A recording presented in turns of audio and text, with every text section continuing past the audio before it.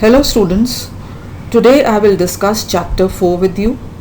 The name of the chapter is Earth Structure. I will begin with the discussion of the various sources from where we get information about the Earth's interior. I will then explain the three layers of the Earth, the crust, mantle and the core, and I will end with a brief explanation of the continental drift theory and the plate tectonics theory. Our knowledge about the interior of the Earth does not come from excavations and explorations of the interior parts of the Earth.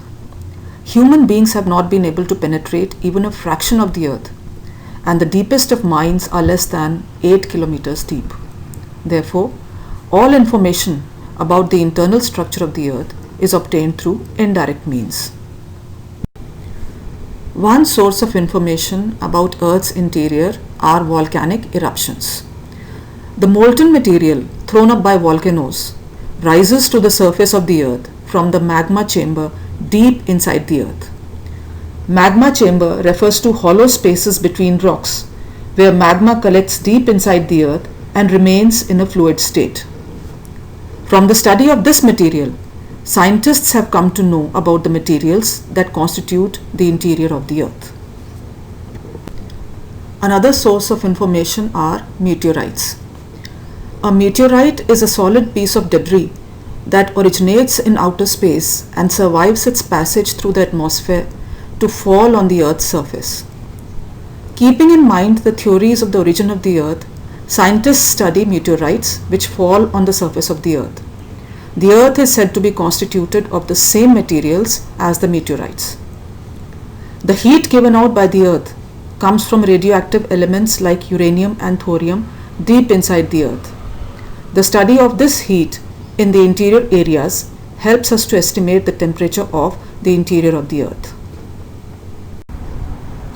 Another important source of information about the interior of the Earth is the study of earthquake waves or seismic waves.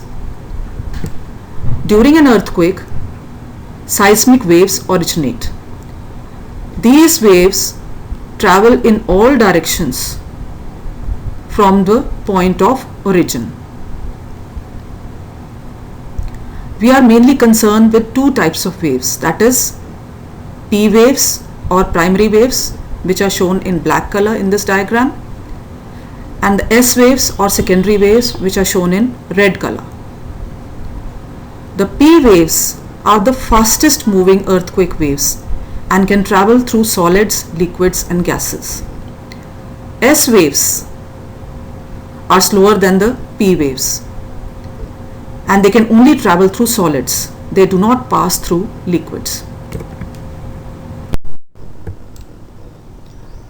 Similar to light waves, the seismic waves are reflected when they meet a surface, as well as refracted or bent when they travel from one medium to another. For example, in this diagram, this is the core of the Earth. This is the outer core, which is liquid, and this is the inner core, which is solid. We know that S waves, shown by these red lines, cannot travel through liquids. So we see that the S waves stop over here and they are not able to penetrate into the liquid outer core. On the other hand, the P waves, which are shown by these black lines, can travel both through solids and liquids. So they are able to travel through the liquid outer core as well as the solid inner core. But you will notice that the P waves are refracted or bent at many places. This is because they are traveling through areas which have different density. As these waves move through the material of different density, they change their speed. Thus, they arrive on the surface of the Earth at different times. By calculating the time taken by the seismic waves to reach different places, and by the travel behavior of the seismic waves, the scientists can determine the interior structure of the Earth. Now let's discuss the Earth's structure. The Earth is made up of three major layers: the crust or lithosphere, the mantle or mesosphere, and the core or barosphere. The crust or lithosphere.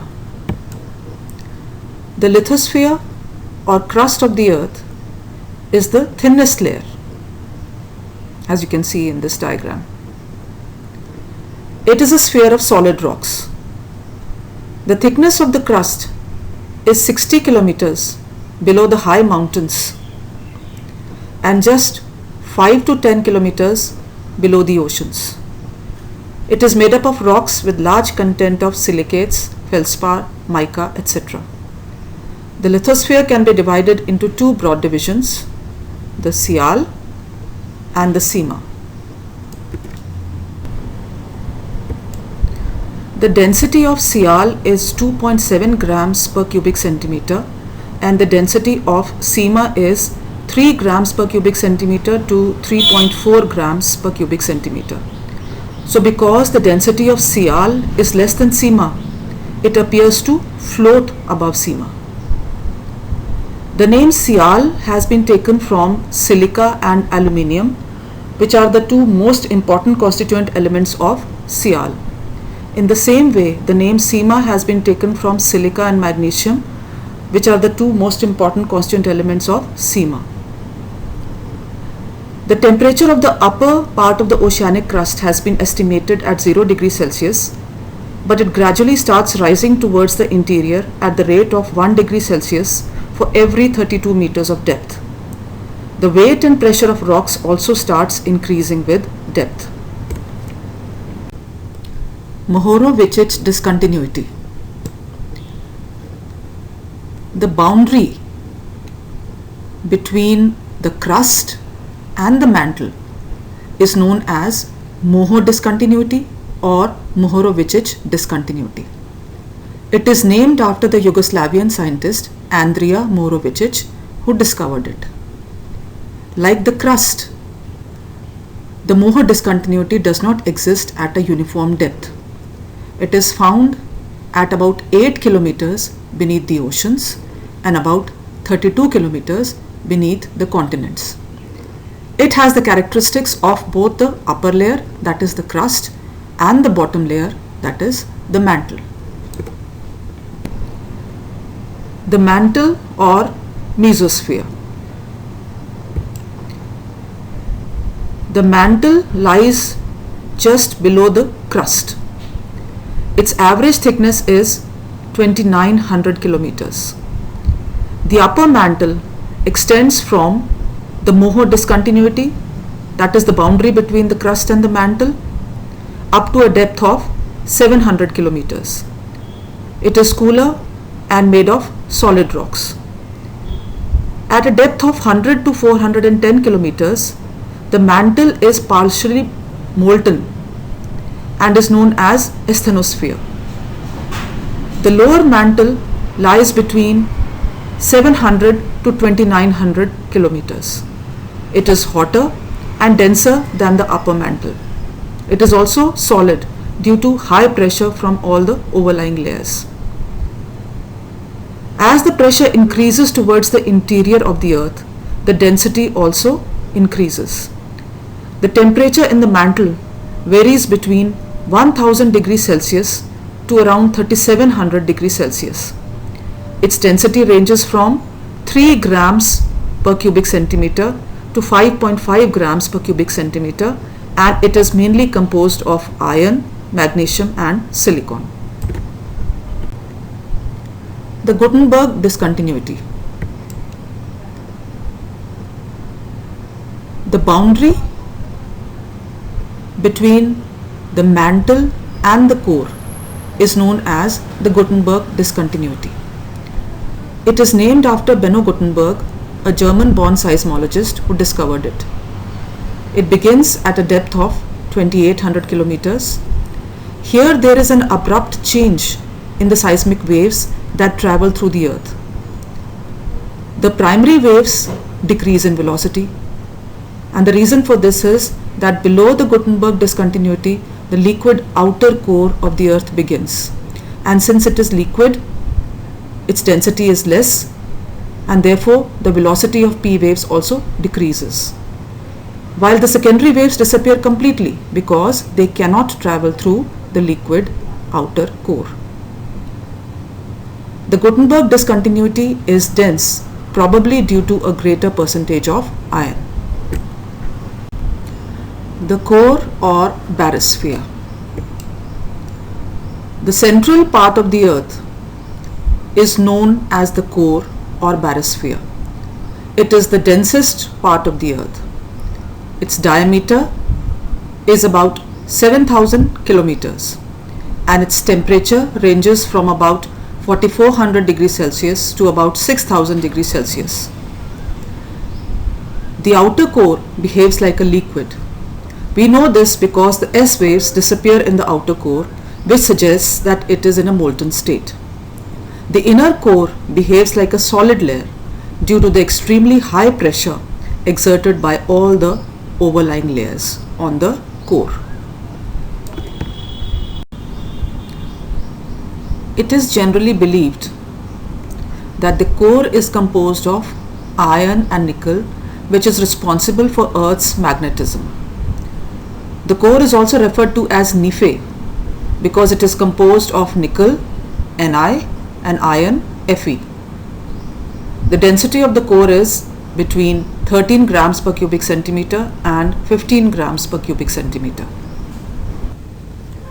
The thickness of the lithosphere is very fragile compared to the nature and composition of the earth.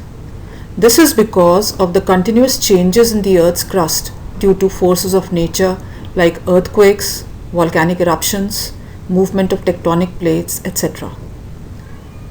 The theory of continental drift put forward by Alfred Wegener in the early 20th century and the theory of plate tectonics put forth in 1960s suggest that the earth's crust undergoes structural changes. Now let us understand the continental drift theory put forward by Alfred Wegener. 225 million years ago, there was one supercontinent on Earth called Pangaea, meaning all land.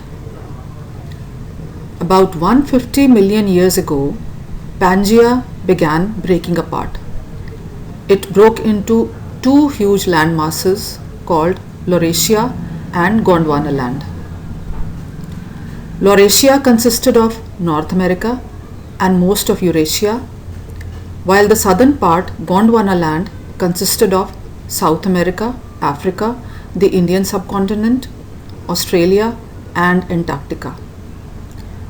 Slowly, Pangaea kept splitting apart, and the continents have finally drifted to their present positions. The plate tectonics theory. According to the plate tectonics theory, the lithosphere comprises of about 16 to 20 great slabs of rock called plates.